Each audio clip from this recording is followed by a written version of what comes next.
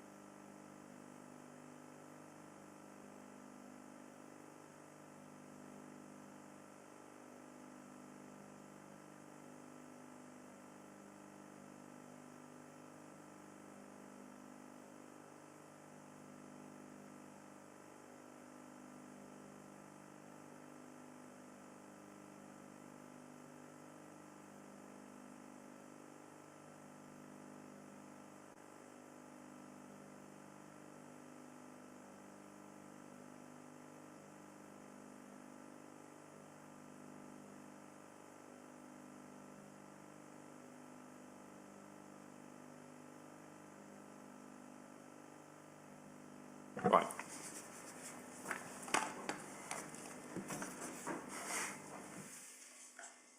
Right, good evening everyone.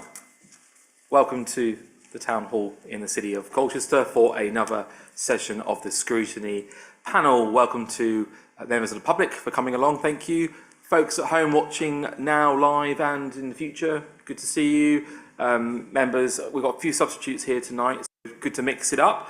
There are no practice evacuation alarms or anything like that planned for this evening. If you do hear an alarm, it will be real, so please in an orderly fashion make your way to the rear of the town hall via the side staircase or the main staircase near Queen Victoria's statue. This meeting, as I've said, is being broadcast live over the internet, and it will be there forever, so we can look at it when we're putting our grandkids to bed. We will break at 7:30. I will be strict tonight. We will be wrapping by 9 o'clock. I'm regularly reminded that that's the end time. I think we can do it. I'm Councillor Darius Laws. I'm the chairman of the panel this evening. I won't be offended if you call me a chair, but I do identify as a chairman tonight. And I also represent rural North Ward, all of the villages north of Colchester, with two other great councillors. There are a number of substitutions here, so shall we hear about those, and shall we have introductions at the same time, starting on my left? Councillor Simon Atkinson, Harold Ward. Councillor Pam substituting for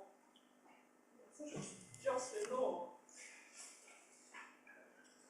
Councillor Mike Lilly, LD for height of my age, substituting for Councillor Ellis Courts. Councillor Thomas Rowe, rural Milford, substituting for Dennis Willits, Lexington, Braeswick Ward. Michelle Tarban, Head of Health Partnerships and Wellbeing, in support to the Chair. Owen Howell, Democratic Services Officer and Clerk to the panel. Rory Doyle, Associate Director for Strategic Partnerships and the Health and Wellbeing Alliance. That's a City Council role and also a role accountable to the NHS ICB. Laura Taylor-Green, Executive Director for the North East Essex Alliance, as part of the Suffolk and North East Essex Integrated Care Board.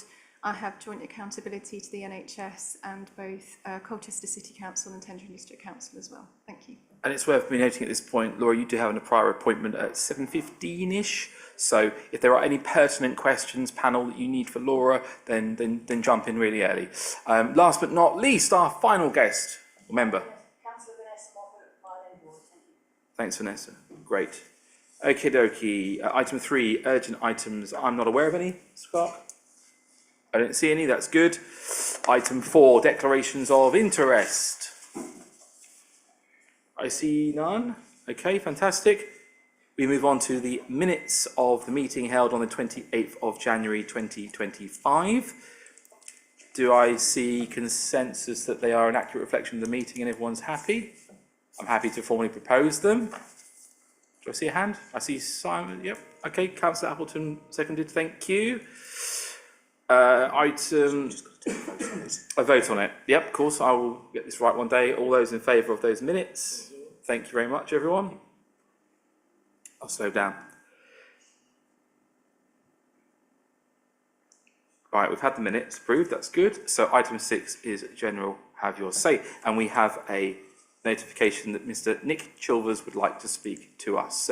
You have 3 minutes. What we will do is, because we've had a prior conversation about the most efficient way of doing this, and I'm not going to try and answer any of your, the number of your questions I know you have. I'm not going to do that. So what we'll do is we'll have your say, you have your say, put your questions to us as members and to the experts, the guests here. I will make a note of what you're asking. Over the course of the presentations and the discussion, if those answers don't happen, I'll make them happen somehow, if we can. But you are, of course, entitled to a right of reply. So what I suggest we do is we have your minute reply after the presentations, which I'm sure will probably cover off most of your questions. If you'd like to join us at the top table, and when you hit that button, you have 3 minutes. You'll hear a bell after 2 to let you know that you are at 66.6% way through. There you go, some maths incorporated. The floor is yours.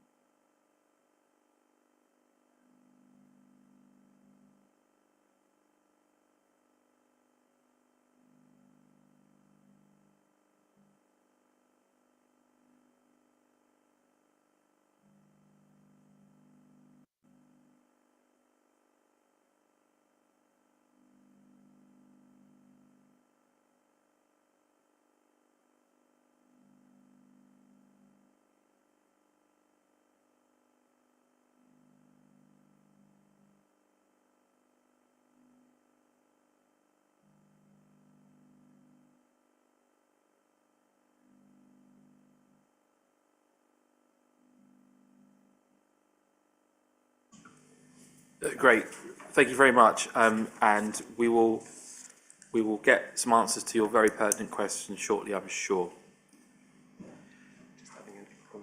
We're just checking the audio. Is there a risk, folks, that we didn't get that contribution recorded? There is a risk. Okay. The good news is we do have a pretty much verbatim submission. So there might be I don't know, a technical way of including that submission as a link on the website in the future, so that those that are watching this meeting now who are wondering why they can't hear anything, maybe that way it's captured. That's a technical question for perhaps another day. It's up and running again now. But the stream is streaming on my voice at the moment. The empty chair. Chair, could I suggest you just give us 2 minutes? Yeah, fine. Okay. Let's have a couple of minutes of an adjournment. I'll probably sit in our seats, but let's down towards the microphones and just get this working technically.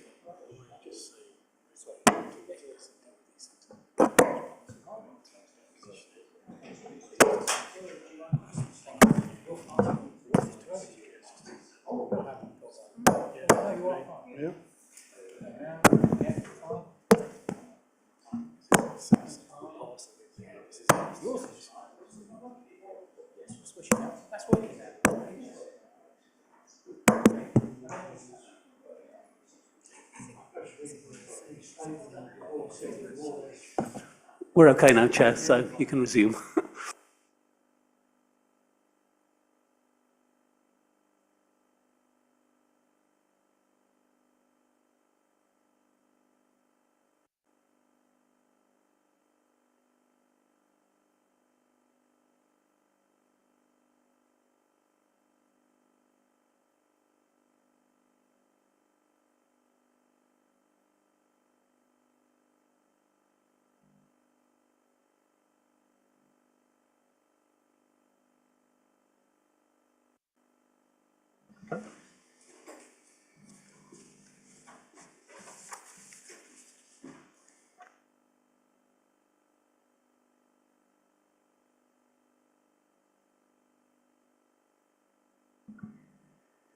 Thank you very much for your patience, everyone. Sorry about that. We had a technical issue on the sound. The public speaker's contribution had a number of questions. These will be attached within the website, so we can see those, but those questions will be addressed now. Okay, let's move on to item 7, decisions taken under special urgency provisions. There are none such decisions. Are unaware of any Cabinet or portfolio decisions called in for review, so that's quite good news for Cabinet. Item 9, items requested by members of the panel and other members. Do we have any at this stage? No. Okay. Adoption of a memorandum of understanding with the North East Essex Health and Wellbeing Alliance and the adoption of the Place Partnership. Item 10. So we'll have to, even though this is kind of all interrelated, let's try and keep focus on item 10 before we move on to the specific creation of the Wellbeing Board.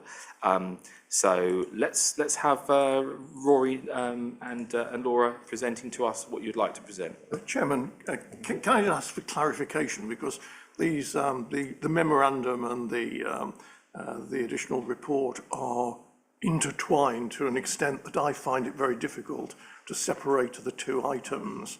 Can you give us some guidance as to what issues we're going to address under each of these points? For instance, under 10, are we dealing purely with the technical text of the memorandum as opposed to the principle of the Health and Wellbeing Board? I find it difficult to understand how we separate the two. I do as well. Rory? Thank you, Chairman, and good evening, panel. So perhaps if I start there. So these items are very deliberately bought as a package. I think that does bring with it a degree of confusion by bringing them together, but there is some sense in doing so. So just as a starting point, so in terms of the Health and Wellbeing Alliance, approach documentation. This is something that's been developed, and we'll go into detail in a moment, as part of our alliance approach in North East Essex. It's a methodology and a coming together of a partnership. The plan is for Cabinet to endorse that, so it's already been agreed by the alliance, and the plan is for that to be taken to Cabinet for endorsement. So the opportunity here is for Scrutiny to have a look at that, scrutinise what's set out in the approach, whether there are any points of clarification, any potential amendments. It is still a draft document, so there is still opportunities to change it. It's an iterative document. It will need to change over time in any case. So that, to make that clear, the Memorandum of Understanding, whereas the approach document is something broader for the whole partnership, the Memorandum of Understanding focuses on a more bespoke arrangement, what it means for the City Council to be part of the Health and Wellbeing Alliance, taking into account its specific remit and accountabilities and its role to have impact on health and wellbeing in Colchester. So that's specifically our bit. Again, so that's a draft document. The proposal is it goes to Cabinet for agreement. So again, Scrutiny Panel will have the opportunity to look at that in its entire context, in terms of, making suggestions for amendments, any questions about any of the content. The Health and Wellbeing Board, the establishment of a Health and Wellbeing Board is related to this. So the approach document sets out an ambition to have two plans, one for tendering and one for Colchester. So a health and wellbeing plan for Colchester. It needs oversight at a local level. We feel as a partnership that would be too detached if it was done at an alliance level, and that should be absolutely locally owned, and the City Council is best placed to do that. When I get into the detail of that item, we'll pick up, because we're one of the few districts that don't currently have a health and wellbeing board. So just to help Councillor Willits out here with this point of clarity, it could be that this evening that the room decides that we don't feel that the creation of a Colchester Health and Wellbeing Board is a good idea, but that we could tonight note the MOU and the principles around it. That could be an outcome. So I think that is why potentially it's being done in separation. Councillor Willits, is that all right? Yeah. Okay, let's proceed then. Item 10. Thank you. So hopefully I will take all of the reports and the appendices as read. So it was not my intention to go into huge amounts of detail. And equally, I wasn't proposing to run through a significant presentation. I think what was more important was just to set some of the context, which we've begun to touch on there, and spend the time for you to scrutinise, ask questions, and for us hopefully to cover the matters raised by Mr. Chilvers too. What I do think is worthwhile is just taking a step back just for a moment and asking my colleague Laura just to cover the purpose of an alliance, what it is and what it represents, and how it sits within a wider system of work in terms of the integrated care system, because there are clear directives around partners working together as a place around health and wellbeing. So I just think that would be useful context, and then I'll go into the detail of the actual documents that you have before you. Can I make a plea? And I hadn't done this in advance, so it's completely off the cuff, but you'd not be surprised. Local government reform is coming. None of us know quite what that destination is, but can you potentially reference some of your thinking around that? Because I note, for example, there is conversation being had about there being a mayor to represent Suffolk and Norfolk collectively, whereas obviously our health board is Essex and Suffolk. So I'm intrigued about how that could all impact on some of these relationships and interrelationships. Thank you. Sorry, Laura. So as Rory said, if I take you back to 2022, I think it is. So we've had the establishment of integrated care systems following the Health and Care Act. And part of being an integrated care system, there's two elements. So you have an integrated care partnership, which is where many partners come together, and that has a strategy around how the system is going to come together to work together as a partnership. And then you had another element that was formed, which were integrated care boards. And integrated care boards are the NHS organisation, specifically, with its partners within it, who are responsible for planning services for their local populations, so specifically healthcare services, and they manage the NHS budget. There's flexibility in how they deliver that, which is why no single ICB is really the same. But as I've said, they all have an integrated care partnership, and there's always an integrated care board. And the reason they came together is because evidence tells us that it's not just health and care services that really support people's health and well-being.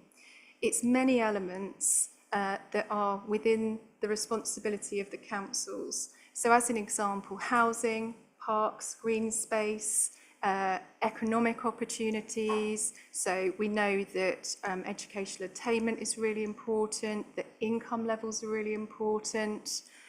We also know that planning and population growth really does have an impact on people's lives.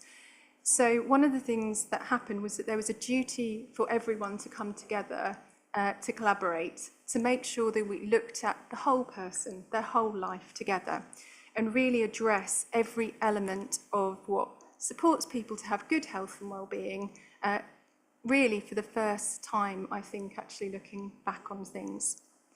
And then in Suffolk and North East Essex, we've then subdivided into places, because we also know that having a population of nearly 1 million people and providing services on that level is appropriate, but actually it really matters when you need to come into a local level to take into account local need.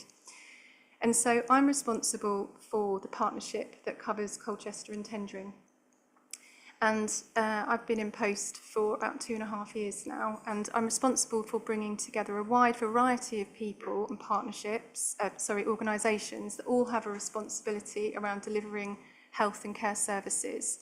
So of course, both district councils, or city and district councils, are vitally important as part of that. We also work closely with Essex County Council, who provide social care and also public health. We work with the hospice, we work with the hospital, we work with the mental health trust, and we work with the community and voluntary sector. And most recently, we started to work more closely with the police and the fire service, and also the university, because we recognise that they all contribute to health and well-being. In terms of what you were saying, Councillor Laws, around local government reform, we absolutely recognise that regardless of what happens with devolution or local government reorganisation, that actually place will be really important. In fact, more important than probably it has been previously. So by having a local health partnership that already exists, regardless of what happens with reorganisation, we will still be able to work in partnership and deliver those key services to our population. We're part of those live conversations at the moment, and definitely making sure that we are talking about the need to really remain focused for our residents of both Colchester and Tendring. Thank you. So if I pick up on the detail of the actual document you have in front of you, so starting with the place partnership approach, the first thing to say actually is the intention or the audience for that document isn't that it's a community-facing document. So from the perspective of Mr. Chilvers, really valid questions, and I can see why perhaps that document doesn't make clear some of the matters that you've raised. The intention is very much that this is an agreement between organisations that work in this space in the way that Laura's described. So it describes an approach and it describes a methodology of how we as organisations will work together. There will absolutely be a piece around explaining this to the community and working with the community, so much more kind of community-facing comms at a later point. The focus, as you'll see, is very much around collaboration, and as Laura's already said, this is on the basis that good health largely sits outside the remit of health services. And in fact, and in particular, the City Council has a fundamental role to play in this. Now, the document itself has been co-produced, so it's not a kind of a council-owned document. This is a partnership document. It's been co-produced and co-authored by colleagues from the Integrated Care Board, the Essex County Council, so colleagues from social care, children's services, etc., the City Council ourselves, and colleagues within Tendring District Council. And we've had feedback from partners across the board. So again, that's important to note. I think the other thing worth referencing, and Laura's alluded to it as well, is that we share the same challenges, and we have an opportunity to work together on opportunities that we have in place. People that are high users of health services are equally high users of council services. So it drives bad demand for all public services. So there is absolute sense in terms of value and efficiency for us to work together. The document itself has, as I said, has been agreed by the Alliance Committee, so it's been supported there. It's been supported by the Integrated Care Board, so the executive board that Laura refers to. And as I've said, the proposal is that we seek endorsement from the City Council, Cabinet and Tendering District Council. Now the document, quite right, Mr. Chilvers is absolutely right. The document does not provide the what of delivery. That is the next stage. So the intention was to galvanise partners around this sense of this is what we feel is important, this is where we feel we need to have focus, but the intention now, we've over the months and weeks ahead, is that we'll be bringing partners together, including many of the organisations that Mr. Chilvers references, so some of those community-based voluntary sector organisations and others, and all of those organisations are part of the Alliance, so again, they are part of the partnership that we're referring to.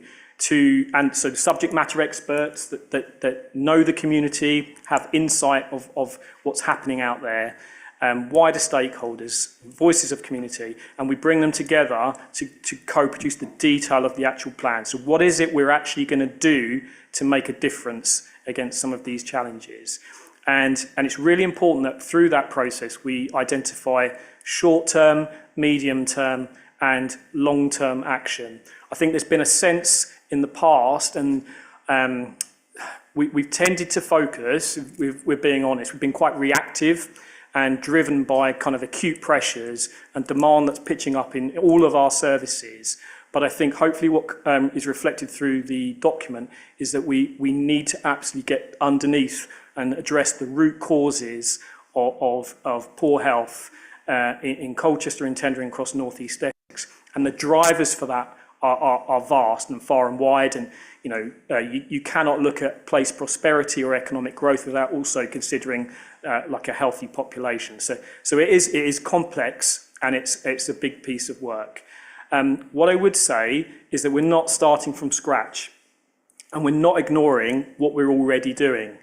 This is merely acting as a mechanism to bring together things, and that makes sense to do so for more effective impact and more effective value. So we're doing great work around improving our homes so that they're healthier for the residents of Colchester. We're doing great work around thinking about how we plan future communities through our planning process, for example, from a council perspective. We're looking at our sport and leisure services, our green spaces, all of those things as you'd expect, and equally our partners are all looking at theirs. So there's lots of things happening already, so we're not starting from scratch. And some of those very specific interventions and projects and initiatives will become part of our plans. I guess the difference between the approach document is that's that wider agreement that we'll have as a partnership. Now, the council has a very specific role, and the idea of the MOU is that we have a bespoke arrangement with each of the key statutory partners within the Alliance. So the intention is we'll have a memorandum of understanding, for example, with Tendering District Council, which will very much focus on some of the challenges that are relevant to tendering. Some we share with them, but some will be very different. And what we recognise is there's mutual benefit in us working like this. So the whole point is that this supports the council in meeting its strategic priorities. And the key thing, I think, is a collective commitment to act together to support residents who are furthest from good health. And you will have seen in the data pack, hopefully, that actually it's not great reading. Inequalities are widening, deprivation is increasing. So we are doing good work, and I say all of us are, particularly some of those organisations, but many of them are dealing with the crisis point, the symptom, the outcome, and we need to work back if we're to be truly preventative. So I think the Alliance as a partnership is seen nationally actually as an exemplar. I think those of you who can recall, we had an LGA peer review not so long ago, and the Health and Wellbeing Alliance was identified as one of the real strengths in our place, and that we were encouraged to develop that further and go beyond partnership. And that's very much what this is suggesting, as you'll see, where we look at opportunities to integrate, to bring our skills and capacity and resources together, to kind of strategically align and plan together. So that's kind of a key thrust of this too. Just picking up on the local government reorganisation piece, and Laura's already alluded to it, many of the challenges we face when we work together as organisations is that very fact that we're working together as separate organisations, and there are barriers associated with that. Even if we're working closely in partnership, when you work for different organisations, there are inevitably some barriers. And what this approach sets out is a method to begin to blur the lines between those organisations, as I've already said, to integrate, to share resources, etc., which puts us in a really good place in terms of local government reorganisation, which, as you'll appreciate, would be looking towards having a unitary authority in any case where social care, children's services, education, and all of the services that currently sit with us as a city council would be coming together as one organisation. So we're almost getting ahead of the curve, really, by setting out this approach. So that was my broad explanation in terms of context. I'm mindful that Mr. Chilvers has asked some very specific questions. I'm happy to kind of have a crack at picking through some of those, but I wanted to pause, Chairman, first of all, and just see if there were any points that the panel wanted to pick up on that. Very good. Okay, we'll do that, and hopefully Mr. Chilvers can bear with us. Councillor Lilly, you've indicated. Yeah, sure.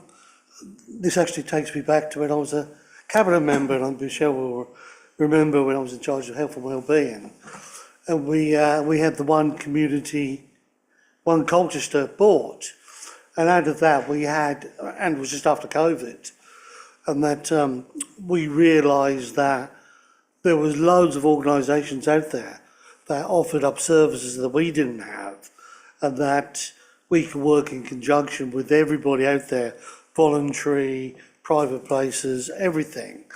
And that if somebody had a specific problem, then each area or each organisation could offer something different that would help that person and go towards their health and wellbeing.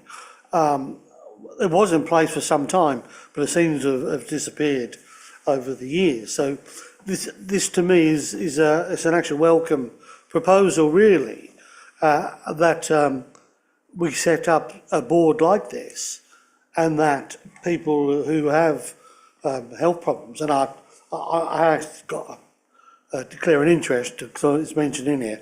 I do suffer from asthma, and I've got a heart monitor, and I'm also waiting for a cataract operation, so my right eye is completely gone.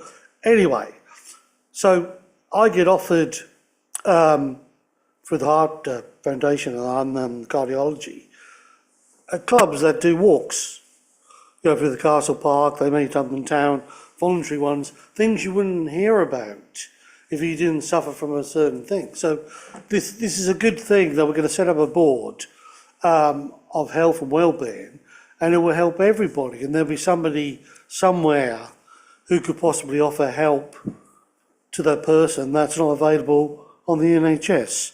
Years ago, me and the vicar in Rowhedge, we found a Buddhist retreat down in Devon for somebody who was suffering from mental health issues and tried to commit suicide 12 times.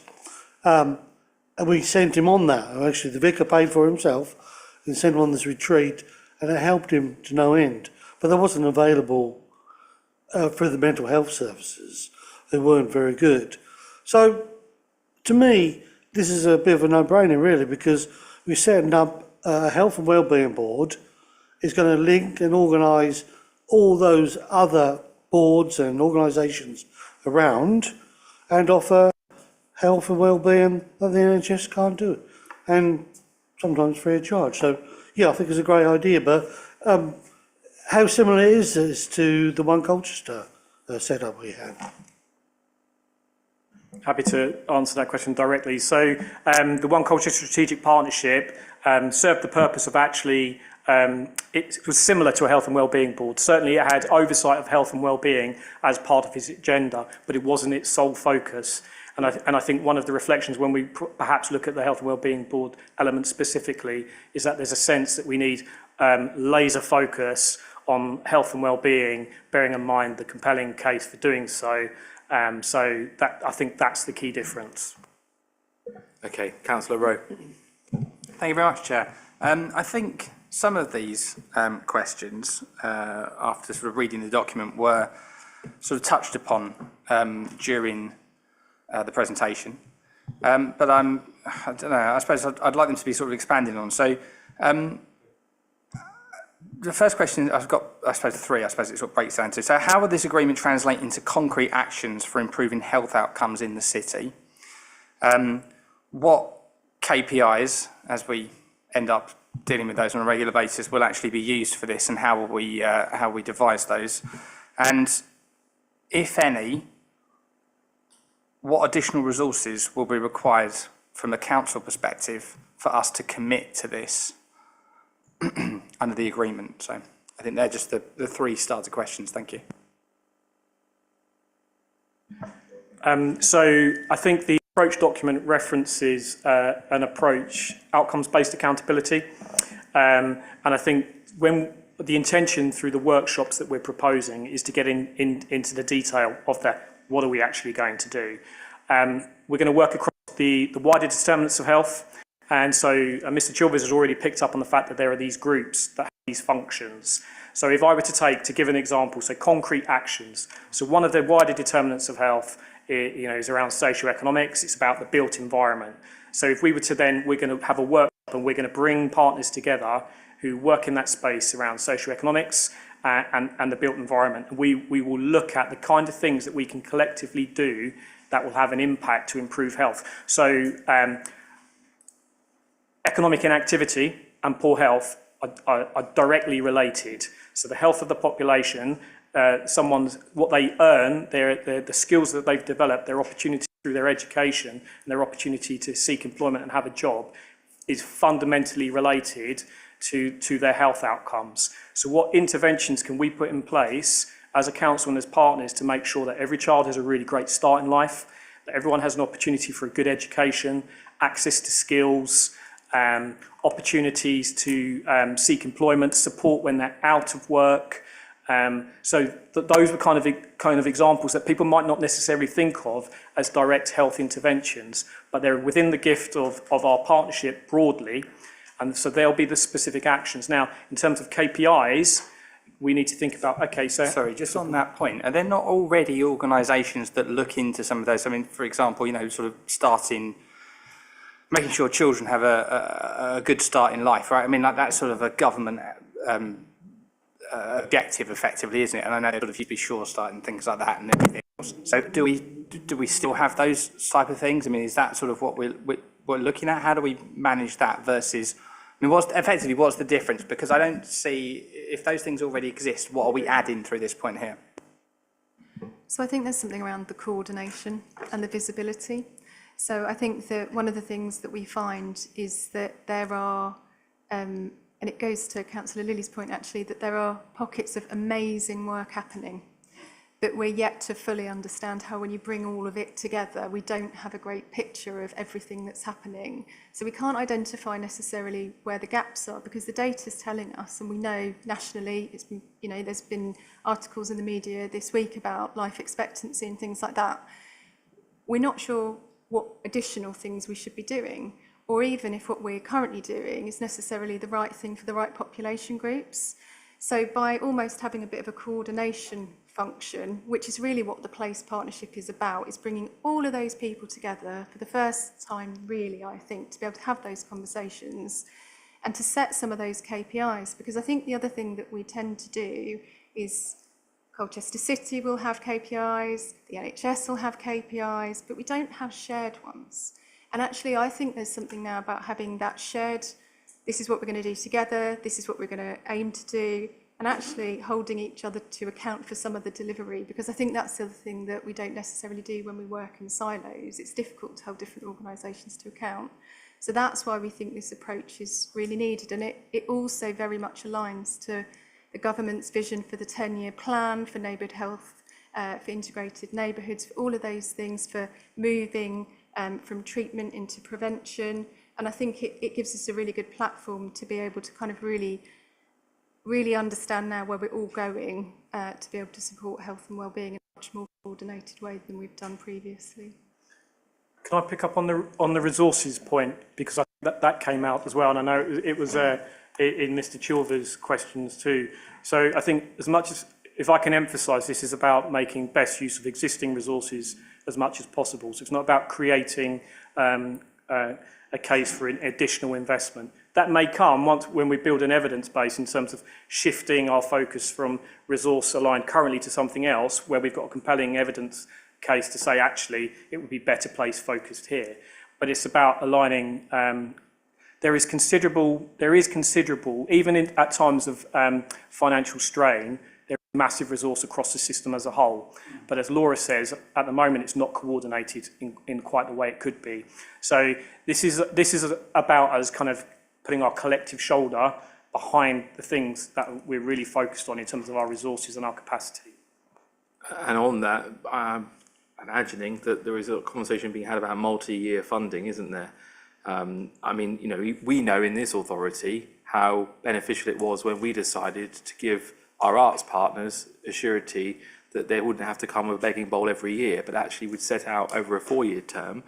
And because Colchester has historically always had these annual elections, perhaps it doesn't always feel like it's so sure for people out there when they're planning, but multi-year funding for some of the things you're working on, given the long-term nature of some of these challenges and hopefully what we're going to make better for people would probably be sensible. I've seen quite a number of hands come up. Councillor Rowe, are you happy we progress?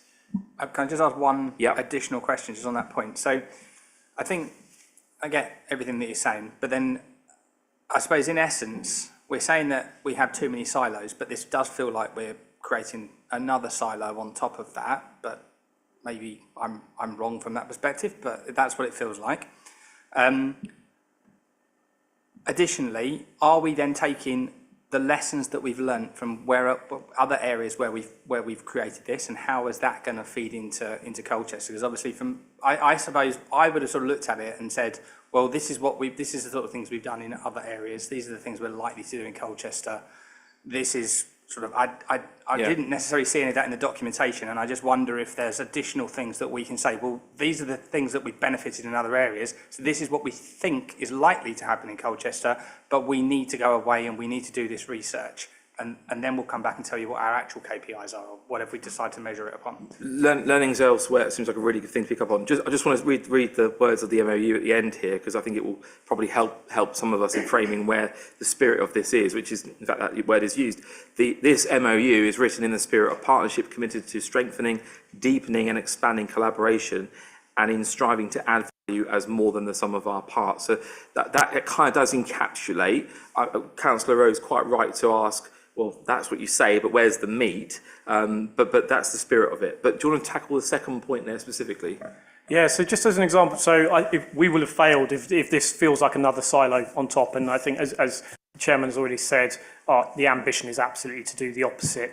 I could give my own role as an example of this, actually. So I'm in a joint role. I'm accountable to the Suffolk and North East Essex Integrated Care Board and the City Council. There could have easily been two of me working within two organisations, but actually there was an opportunity we spotted as an opportunity to bring this together. That enables me to operate within two organisations, to have influence within two organisations, that is already having an impact. Michelle's another example of a joint role. So it's kind of a practical example of us coming together as an organisation for better value. Does that answer your question a little bit, just as an example? In terms of why, so hopefully removing a silo, because we would have had two organisations doing similar things, and actually I'll use the term again, we're blurring the lines between organisations, hopefully absolutely removing that kind of siloed approach. I do, and I understand it. I just think from sort of a national perspective, it seems to me to make more sense to look at it from a national sort of top-down perspective, and then say, okay, sort of, you know, because it's only national statistics, you're effectively looking at statistics and saying, what do we look at and how do we pull these backwards and forwards, right? So it's sort of, what you're doing. So I think what we're actually doing is trying to look at local. That's the opposite, actually. So I think there's fine. been an element of that in the past, but actually the whole purpose of this is that our services reflect the very specific local needs of community. So the evidence that we have, and again, maybe answering as one of Mr. Chilver's questions, we do know really clearly what's causing people to be in ill health in Colchester. It's cardiovascular disease, it's respiratory ill health, it's poor mental health, and it's frailty. Those are the things that are causing huge pressures on our health system. All of the things that influence that, I think, are some of the things I've touched on.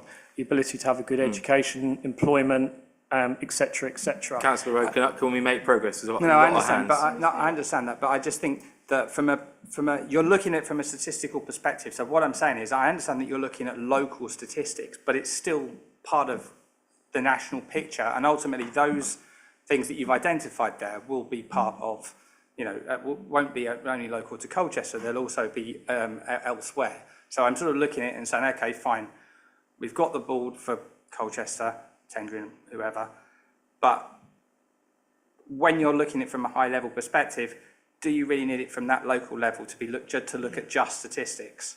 I think you can still look at the statistics, and I just don't feel like it's duplication of effort, but that's fine.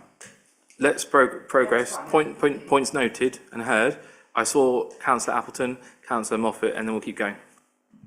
Thank you very much. Lots of very sensible stuff here. Prevention better than cure makes total sense. There was paragraph 4.7. It states that while the health and well-being offer is universal, extra support will be targeted to those areas that need it the most.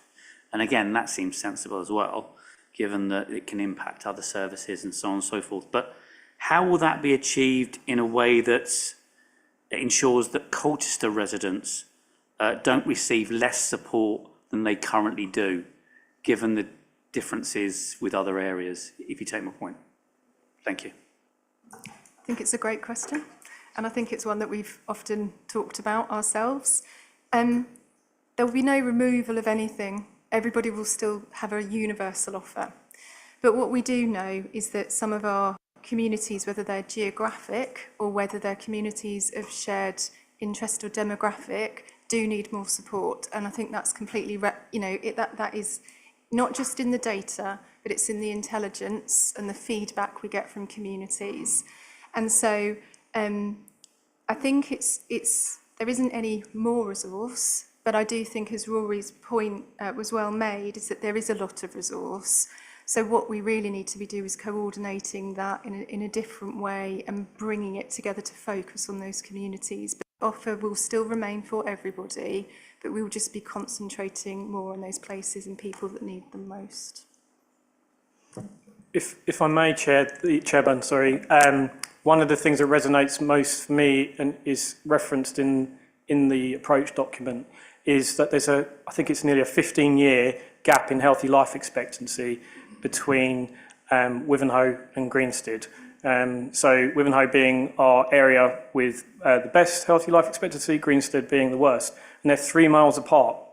And there are very specific local reasons why that's the case. So again, it's that understanding. What is it about place, communities, the specific barriers?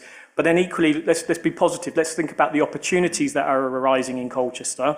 We've got, so how can we look at both the challenges, but also the opportunities we know that are on the horizon to improve things as well, for the benefit of the communities who are furthest from good health at the moment. Councillor Appleton, you happy? Yeah, I'm assuming that, money can come up through efficiencies. If you're, two organisations working together, that will help, and that will help finance areas that need it the most. And what we're also doing is aligning resources too. So I think in the past, the ICB essentially is an organisation that commissions health services.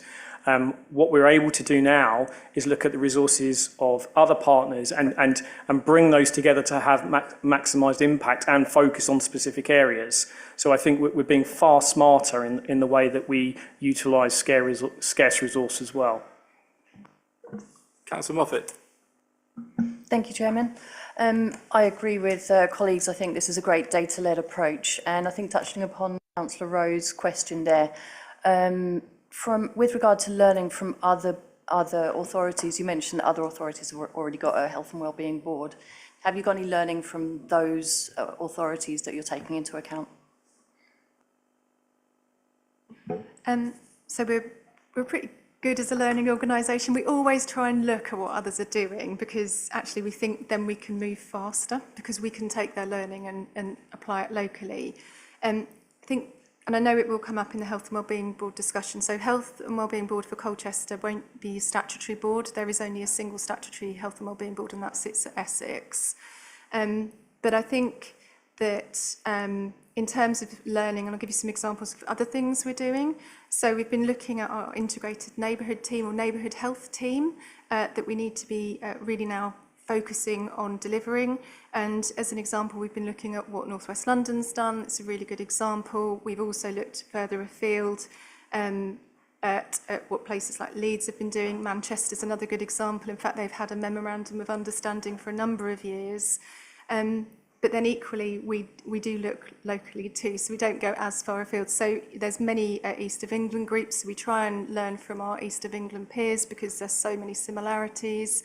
And we also look into Essex as well, and within Suffolk, because there's two other places that we're, I'm in charge of North East Essex, but my colleagues in Suffolk are doing some great work too.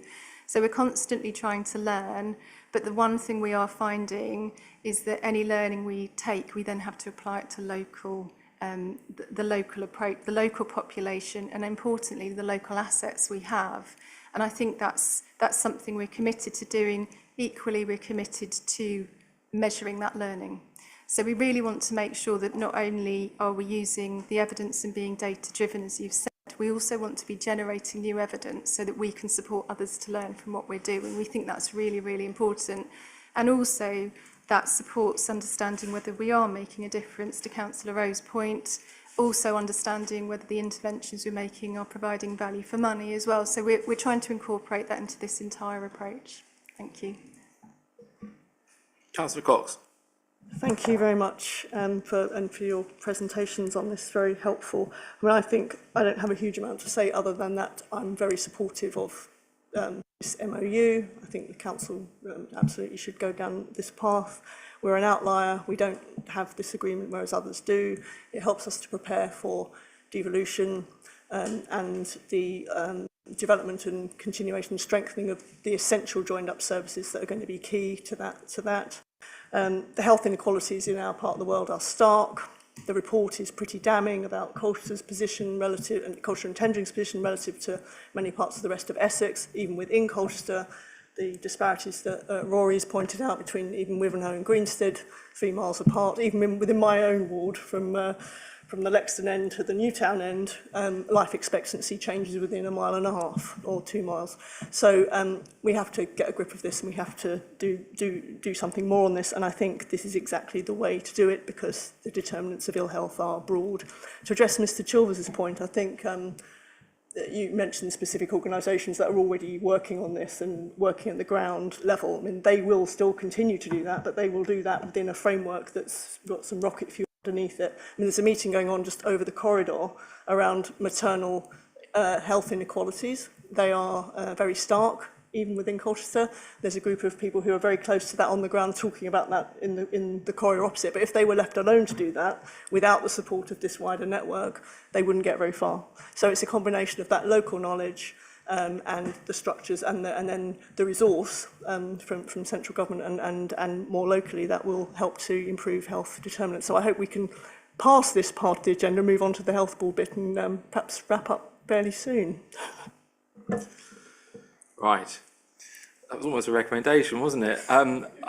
It was a recommendation. Okay, well, I'm happy to take that and to try and move forward if folks are minded to endorse item 10. Does anyone else have anything they wish to say on this matter? Councillor Willetts, you reserving some thoughts for the next part? Yes. Okay. The text. Microphone, please. Yeah, the text is fine, and I don't see there's any problem with the text. There are problems with some of the principles, but they're not really borne out in argument about the text. Okay, then is panel minded to endorse the adoption of the memorandum of understanding and move forward? I see a majority, so that's what will happen. Okay, we'll call that a majority to move forward. So thank you, guys. Item 11, the creation of a health and wellbeing board. And if I may kick off with a question for you to put into your presentation. I'm just intrigued around, obviously we're suggesting here that the portfolio holder within this authority would be the chairman or person of said board. I understand that. But I said person, I did say chairperson, so they will chair the meeting, and that meeting will meet 4 times a year. Good. What about that portfolio holder coming to scrutiny, or a report coming to scrutiny? Is that going to be built in? Because I'm not sure I saw it, and I don't know. Rather in the same way that the safety partnership has to report on an annual basis. Now I realise that's a statutory function, and this is probably not statutory, but actually we could suggest, it could well be that the room is minded to suggest that does happen as a formality. But let me not predicate. Let's hear what you're to say. I think that's an excellent suggestion. Just picking up really quick, because it relates and kind of segues into this. Well, I would say we're an outlier in the sense that we don't have a health and wellbeing board when other districts in Essex do. I just want to emphasise the point that there are not many places that have a memorandum of understanding or this kind of place-based approach. We are seen as innovative and an exemplar place on this basis, and we've attracted funding from the likes of Sport England, for example, as being seen as an innovative place. So I want panel to be clear on that. So we're an outlier in the sense we don't have a health and wellbeing board. We've actually done great work, despite that. In terms of the health and wellbeing board, and the reason why it relates, so we talked about the need to develop a very specific plan which sets out the detail. Now that requires oversight. The health and wellbeing is a strategic priority of the council. At the moment, there isn't kind of a specific focus or oversight of the work in that area. We've already seen that there's a compelling case to do so. The data isn't particularly complementary. So it feels like there needs to be a forum to have focus on this area. We will be developing a local plan for Colchester around health and wellbeing, and that should be owned and overseen by the Health and Wellbeing Board. And the suggestion that you make was very much the intention that that panel, the board, can make recommendations into Cabinet. And of course, a kind of, as part of that process, I would expect that to go to scrutiny in terms of the ability to have oversight and influence of performance against what we're saying in the plan. Opportunities to receive insight from both the community and from new research, and for us to kind of adapt to need as things change over time, as they may do. So I think it's a really good suggestion. I wasn't specifically going to go into a huge amount of detail in terms of the Health and Wellbeing Board, because I think to an extent we've touched on it. It is part of that having a forum then that enables us to have oversight. It's a strategic group, it's not necessarily a doing group, but it's very much about scrutiny and Cabinet having assurance that we're having an impact and improving the health and wellbeing of the residents of Colchester. Okay. Yeah, I think if the room is minded to support this tonight, then the expectation would be that there will be a series of measurable metrics that are developed so that we have a clear understanding, by when will we see results.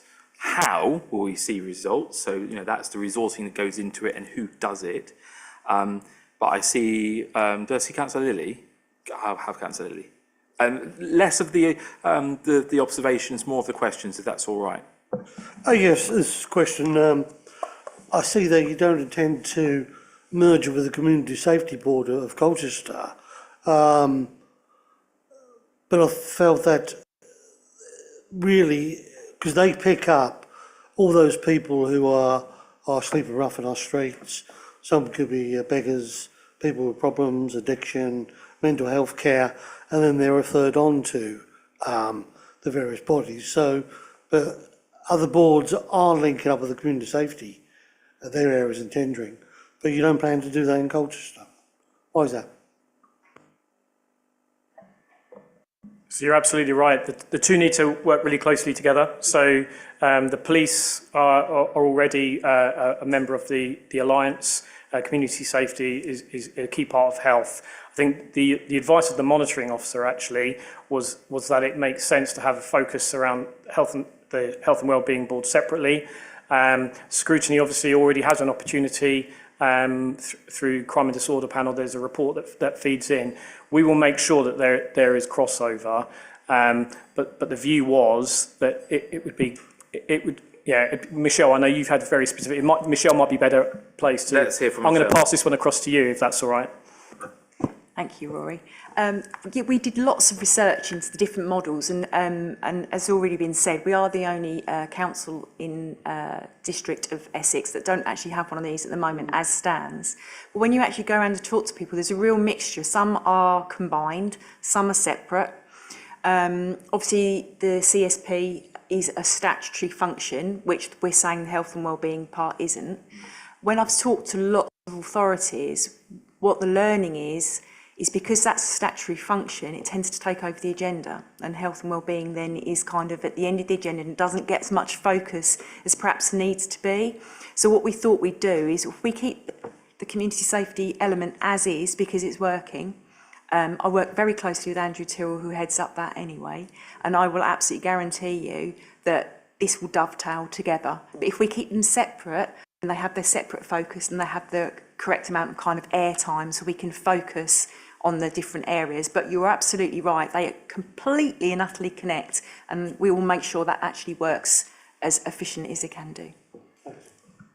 So this is very complex stuff. There's lots of organisations that we all know, some of them very well, and some of us don't know all of them.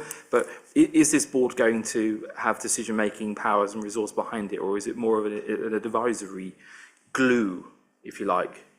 Sorry if I'm asking an obvious question. So no, the intention is that it's not a decision-making group.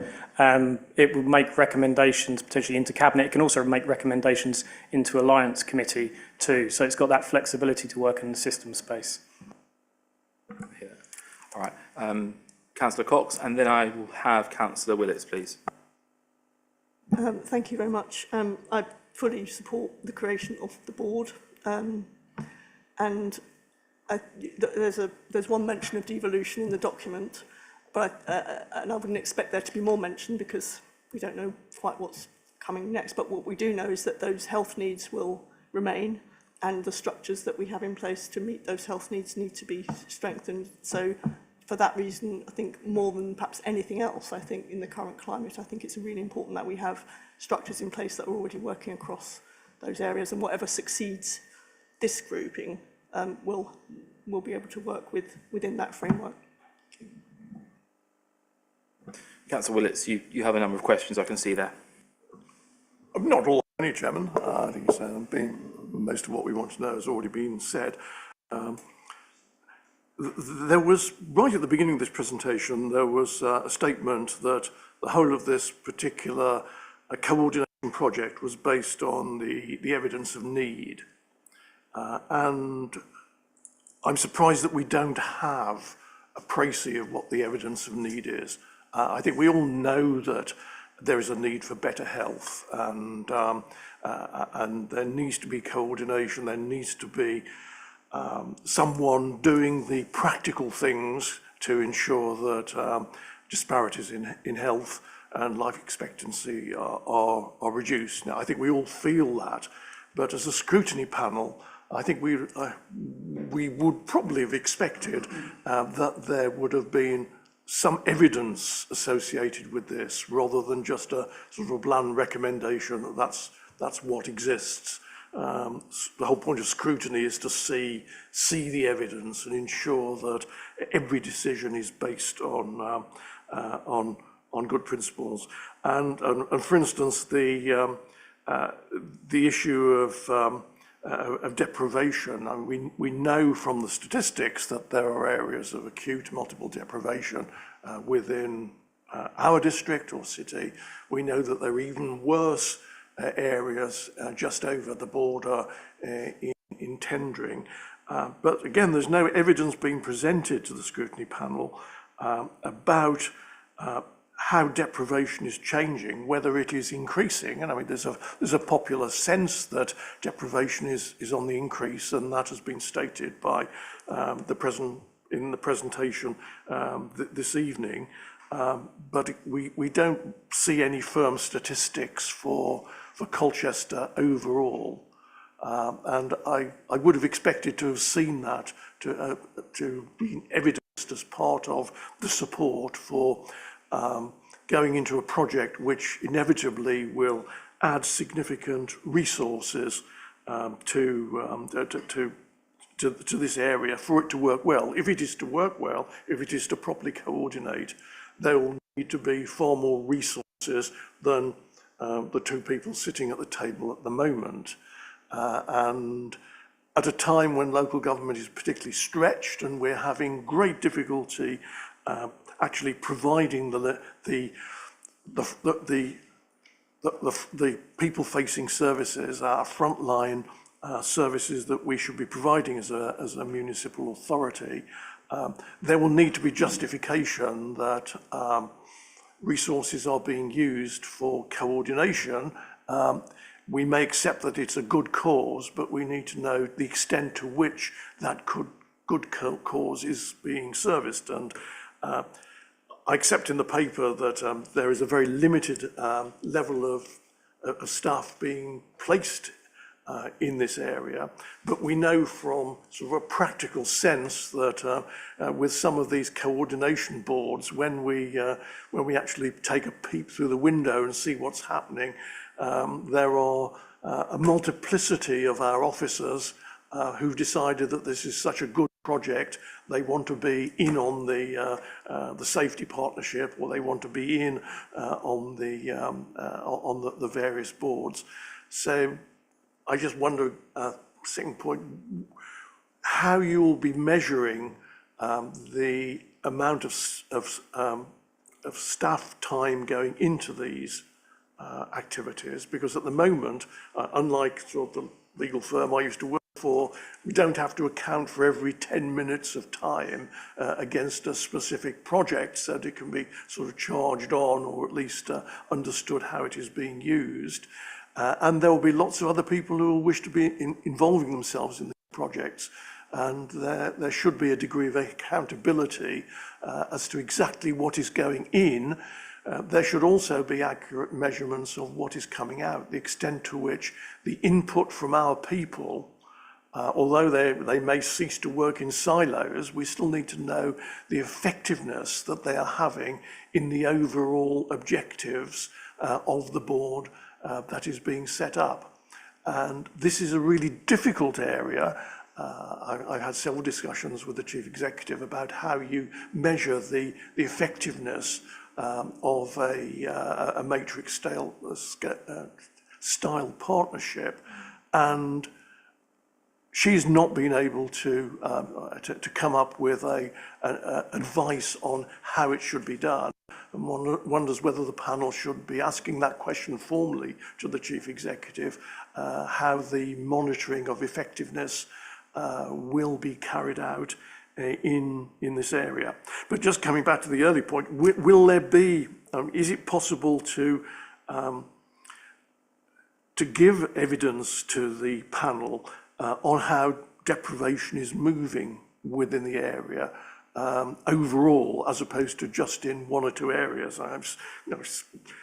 The statistics for Jaywick, for instance, are readily available. They're not available for the small areas of deprivation that are in even the Lexton and Braeswick ward, the most rich and prosperous ward in the town, city. Even there we have small pools of deprivation, and I know they exist, but I don't know whether they're going up, I don't know whether they're going down, I don't know whether what is being proposed today will have a material advantage in addressing the multiple deprivations. So I would have hoped that would have been evidence today. Also, no alternatives have been raised, and you may say that there is absolutely no alternative to a health board being set up. But it's almost, without being rude, it's almost the tendency of the chattering classes when there is a problem to set up a committee, which some will see your board as being that way. Whereas we know that, and glancing through your reports when we get to say page 49, the reasons of poor health and difference in life expectancy is mainly diet. People drink too much, they eat too much junk food, they don't take enough exercise, and they don't have jobs. There is an alternative approach to attack those particular issues directly without the need of a coordination committee. It could be as an alternative or a new committee of the city council to do that. And there's been no justification of why this is the right approach. I feel instinctively that it probably is the right approach, but as a scrutiny panel, we should be saying there are more ways of addressing this issue than one, and is setting up this rather elaborate coordination body the right and the most effective way of doing it. I'm convinced by the arguments that something should be done, but there have been no alternatives presented to us. So mischievously, as a scrutiny panel, we should be asking the question, what is your justification for stating to us that this is the best way of doing it, rather than attacking the problems at a direct level, rather than via better coordination? Councillor, it's just because of time, and I'm conscious that Laura's got to extract herself. Yeah, okay, Let's stop there. Let's have a brief response, if you can, because I want to bring in Mr. Chilvers. I nearly called you a councillor there. You're very welcome to get elected. I'd like to bring Mr. Chilvers in for his formal 1-minute response, so that Laura has a chance to hear that before Laura extracts herself. So, do you want to give a quick response to Councillor Willett? Absolutely. So I think there should have been a data pack, an extensive data pack that was accompanied with the papers. So I'm sorry if you haven't received. You've received those. Okay. So the data was provided, and I think there's two elements here. So if you didn't have a health and wellbeing board, there would be no hyper-local coordination or oversight of health happening other than the Alliance. And the Alliance sits over North East Essex. So for us, I think it's important that Colchester City has an ability to have complete oversight of the health and well-being of what's happening within Colchester, very specifically, because the Alliance covers the whole of Tendring and Colchester. So I think it's, again, about bringing it as local as we can. So the City Council and the partners who provide health and well-being within it have that ability to really get into what's happening within the city boundaries. Just touch upon your point as well around alcohol, diet and physical activity. So they are about a 30% contributor to people's poor health outcomes. But as Rory said earlier, actually a lot of the poor health outcomes we see are associated with heart disease or diseases associated with circulation, with breathing difficulties, so breathing diseases, and also poor mental health and also frailty. And they are the main poor health outcomes we see in Colchester. They're quite similar to those of Tendring, but they are the main things, and it's those health behaviours, as we call them, that are the contributing factors. And also, if we didn't have this sort of coordinating function around those, they are commissioned services by public health that sit at a county council level. So there would be no ability even for public health, although they're already linked to the council, there wouldn't be the opportunity to have that really in-depth conversation with those health behaviours, as an example, other than the Alliance, if the Health and Wellbeing Board of Colchester didn't start. So I hope that's okay. Okay. I think we'll hear more from Councillor Willits in a second. Mr. Chilvers. Thank you, Chairman. Yes, some reassurance, thank you, Mr. Doyle. But at the risk of sort of perhaps raining on the parade a bit, look, the council needs to run a slim ship. Nice to have this, but there are also things that you've really got to do and need to do. How did we manage so far? I think the planning department have well and truly got the message that when they allow a development to go ahead, then community there needs to be provision of open space, a leisure centre, children's play park, all things that sort of help with place and help with people's mental state. I think they've got that point. Look, you can't micromanage everybody's lives. There are plenty of organisations that can get stuck in at very practical one-to-one basis and help. You can't stop another KFC or Big Mac or the candy shop opening up, which rather sort of spoils all the effort you're trying to do to make people eat and live their lives healthily. Note a caution about voluntary organisations. They are sensitive to sort of Big Brother or some other organisation sort of sticking their oar in and perhaps influencing their direction. So you need to tread carefully with that. I do fear it will be something of a talking shop. In fact, it's obvious there's going to be a lot of working shops providing information, research, advice, most of which is plainly obvious. You know, it's not as if you're coming from nowhere, is it? I fear that you're straying into nanny territory, treading on the toes of experienced organisations that have been doing good work for years. But it's hard to argue against it. But tread carefully, and if you don't have the money, the reality is the output won't justify the input. You've got to consider the cost and the accountability, pointed out very clearly by Councillors Rowe and Councillors Willis. I'll leave it there. Thank you, Mr. Chilvers. I was very generous there, but you were very patient for us, so thank you. Okay, I realise that, Rory, you have to probably go, so thank you very much for your time this evening, and if you're happy for Rory to continue.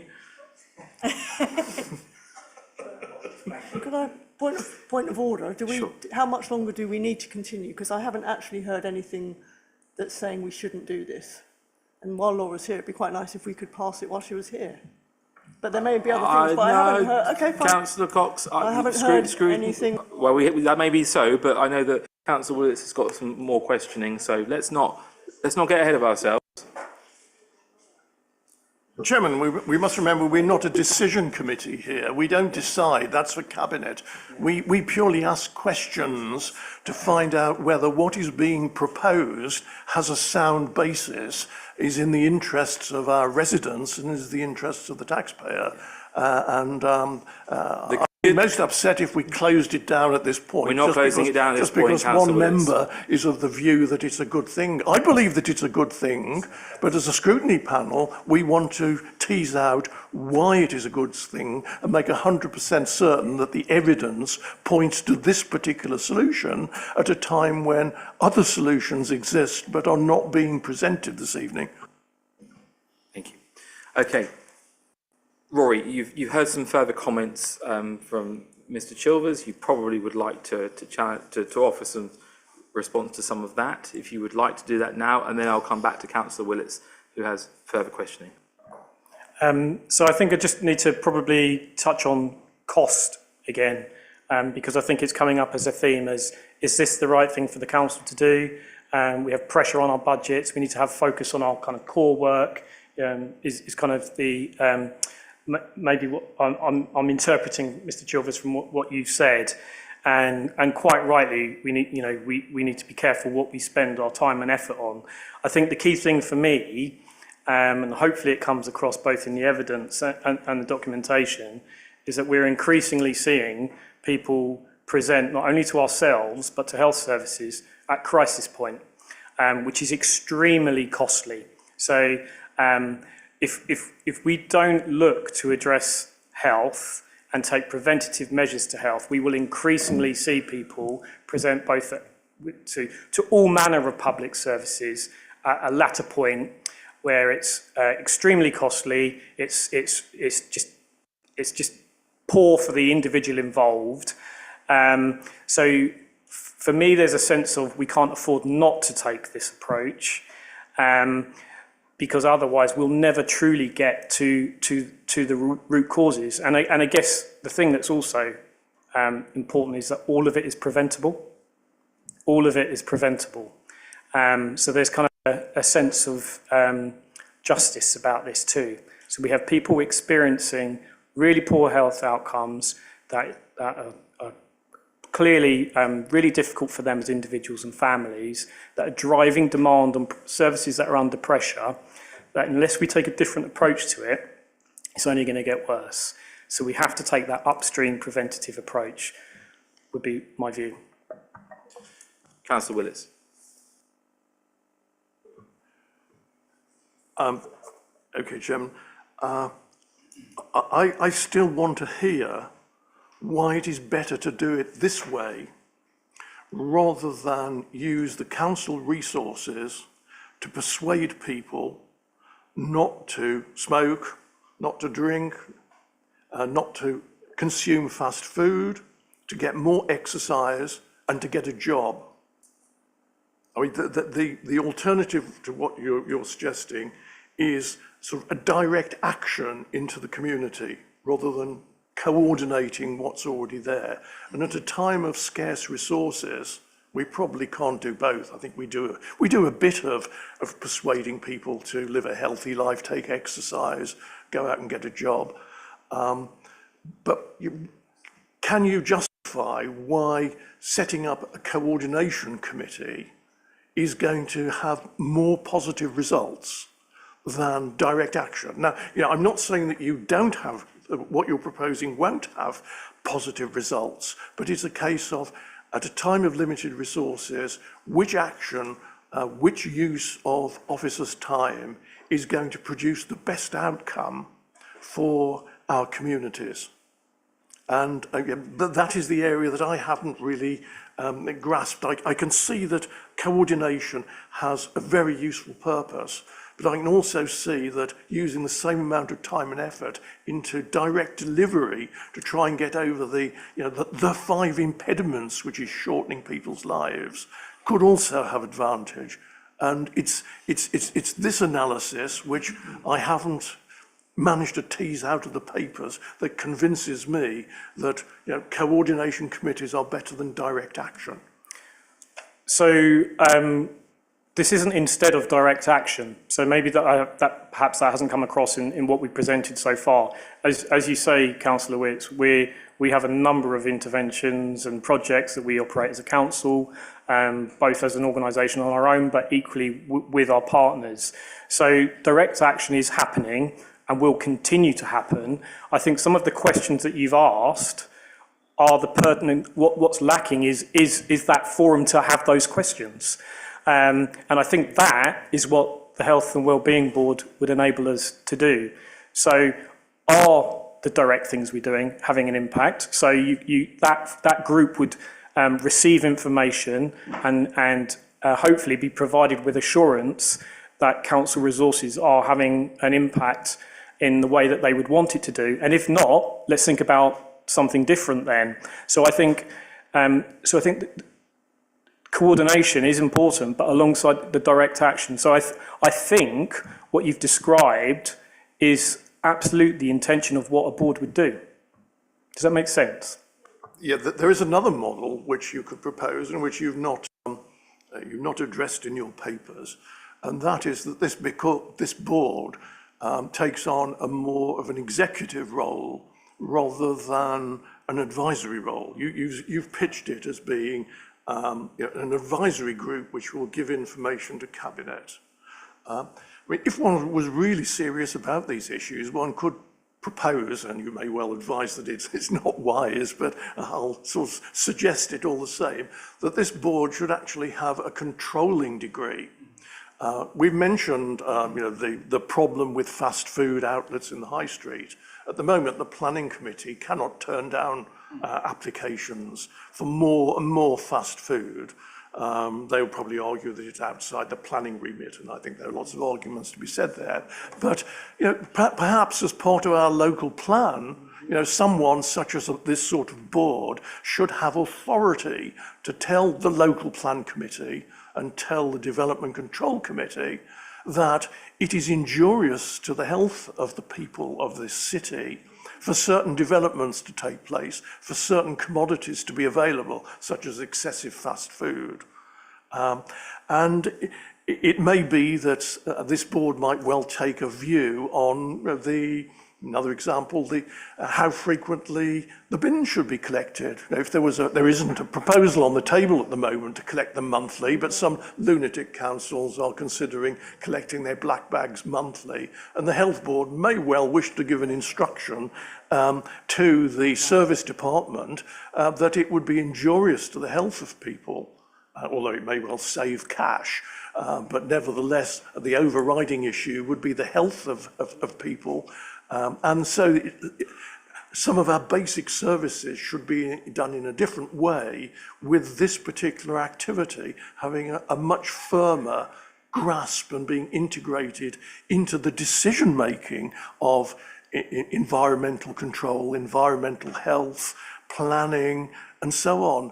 And if it only remains as an advisory blob on the side, giving the odd report to the Scrutiny Panel and Cabinet, will it really be able to achieve the solutions for the problems which have been addressed? Now, that option hasn't been considered in your report.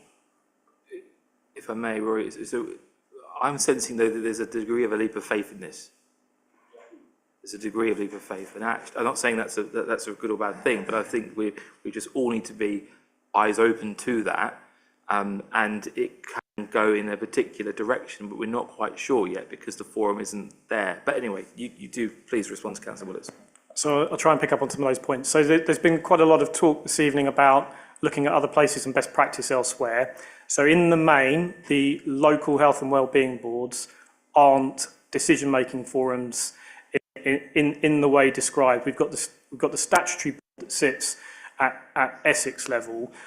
Just to perhaps give panel some assurance as well, some of what you've said actually is happening already. So there's a number of times it's been mentioned tonight around the ability to control or mitigate development associated with fast food restaurants. That's absolutely something we can do, and it's something that's in train. So as part of the evidence base that's being developed to support the review of the local plan, and actually it's through our alliance approach, we've been able to convene health partners together in a way we weren't able to do before, to give the planners the evidence base to be able to then put in place a recommendation that our policy is amended to do that exact thing, so to prevent fast food outlets from being developed within a certain distance from schools, for example.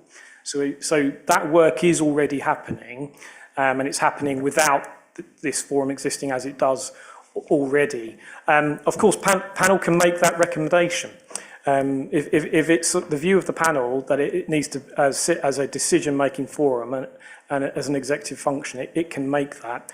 The view was that the Cabinet is the executive function. Health and wellbeing is a strategic priority of the Cabinet. The portfolio holder for health and communities would chair the group. So hopefully that would give it clout and significance, and accept they are not specific. They are not specific decisions, but the recommendations would then go into Cabinet for them to consider. So I don't know whether that directly answers the question, but I know I can see Michelle wants to come in as well. And then I'm going to have Councillor Moffat. Thank you. Just one other thing to add really is, clearly this panel is going to sit as a portfolio holder-led group, but it's not just a council panel. So the political the political impact has to be balanced with all the other partners in the system. It's not just about council services, it's about the health and well-being of Colchester as a whole. We are a huge part in that, but it's not just about council services and council provision. That's what I just wanted to point out. Councillor Moffat, you've been patient, thank you. That's okay, thank you. So I have a question around the proposed technology. We're getting more and more data from lots of disparate sources, and I think the trust locally is going digital fairly soon too. So we've got this dispersed data lake. Are we thinking maybe that we could use AI to learn from the data lake and see exactly what Councillor Willetts was talking about, to see how we can learn from what's happened in the past to predict the future? I think there's huge opportunity around technology, digital tools, AI. I think there's huge opportunities in North East Essex generally around health and care tech, and us as being a real exemplar place for that. Our hospital trust, as you all know, is seen as nationally leading, with the new orthopaedic centre as an example, in terms of some of the robotic technology that they are utilising. As a council service, you'll be familiar with our helpline service, which is now going to be operating across North East Essex, as you know. The opportunity to invest further in kind of health and care tech is hugely relevant. The Integrated Care Board has significant analytical resource, so the council benefits from that resource. And through the kind of the population health management tools available to us, there's opportunities to do kind of predictive modelling based on, so we can almost look at an intervention kind of and model that out in terms of the impact it will have. So there is absolutely huge potential in that area. Okay, folks, we can continue for another 10-15 minutes, which is what I'm feeling it might take, or we can have a break. Does anyone desperately need a break? Okay. All right, I will proceed. Thank you. I'm sensing in the room that we are going to be moving to endorse this. I'm sensing it. Does anyone else have any further questions?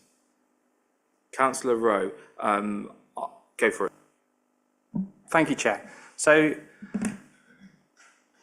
I think some of the points that I'm about to make have already sort of been roughly sort of put forward by other members of the committee, but I think I'm going to try and sort of summarise it here as best I can, and sort of get clarification, I think, from some of the points that have been made, especially by yourself and Laura.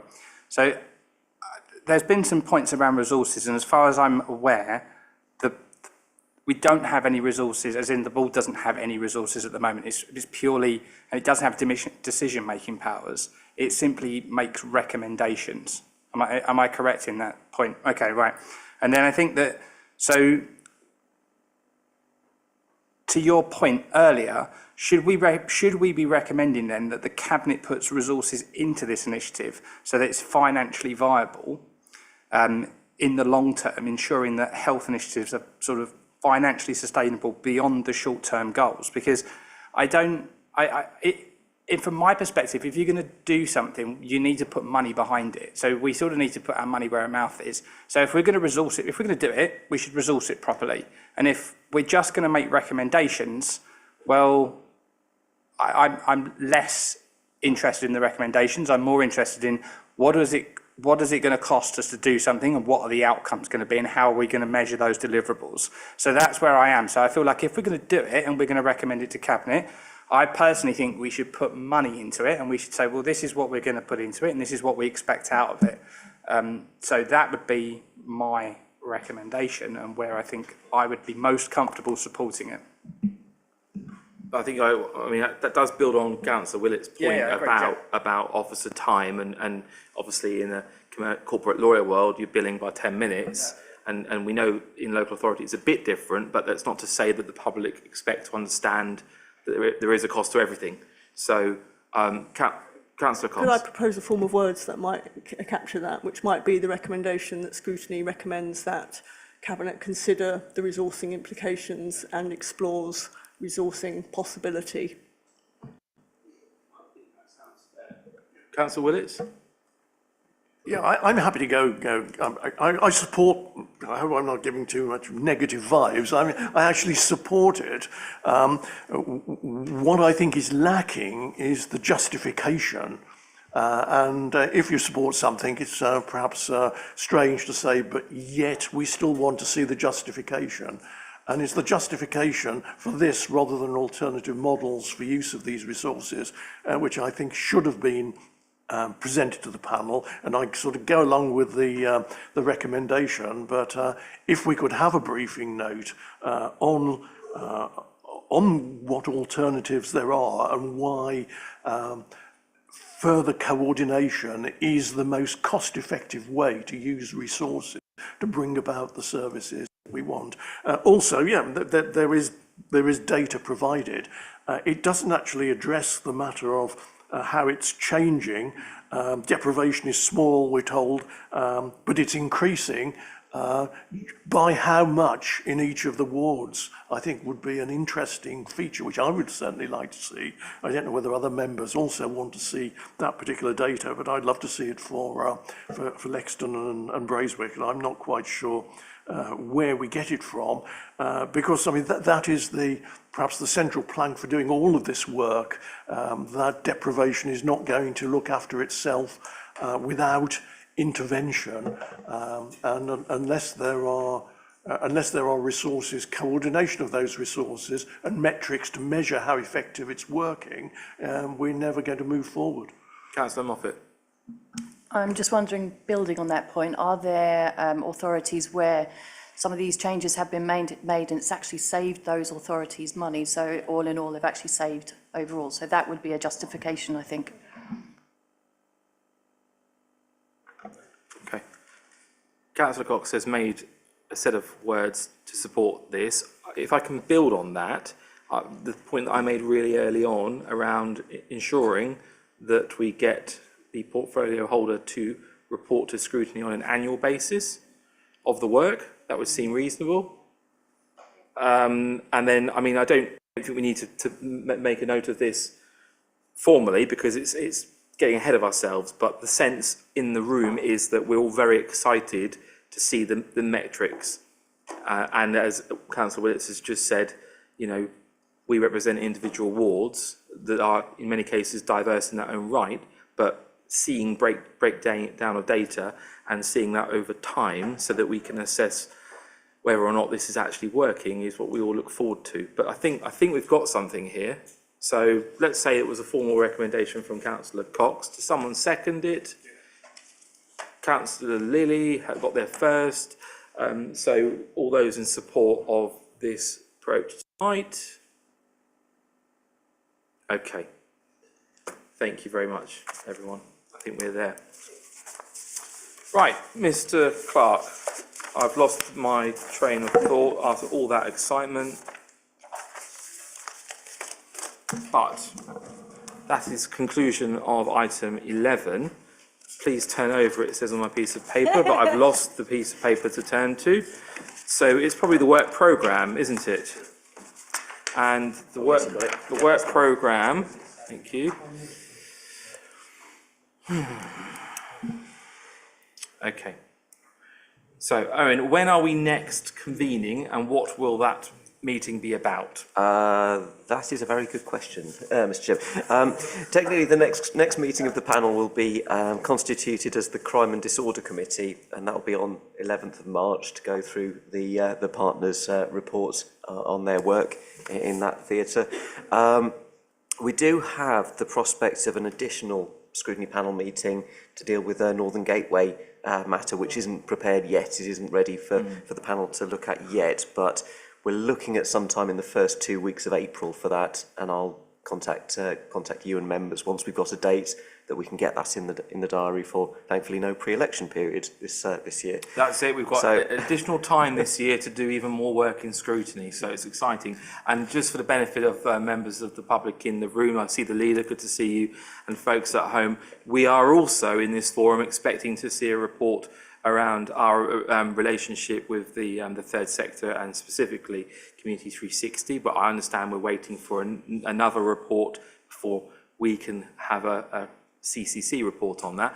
We also requested that we would see a report before any decisions were made by Cabinet around what to do with Middle Mill, because the decision that could happen there will have an impact potentially on budget, potentially on people who use kayaks, potentially on wildlife. And there are so many people involved in that we requested that we would like to have a paper on it so that we can take a view before it goes out to tender to fix it, I assume. So that's all very much what we're looking forward to, Mr. Clark and members. On that basis, I think we're there. Just one other thing, I've got a mea culpa, if I may. The panel was meant to have received its draft annual report at this meeting, but unfortunately I haven't got it completed yet.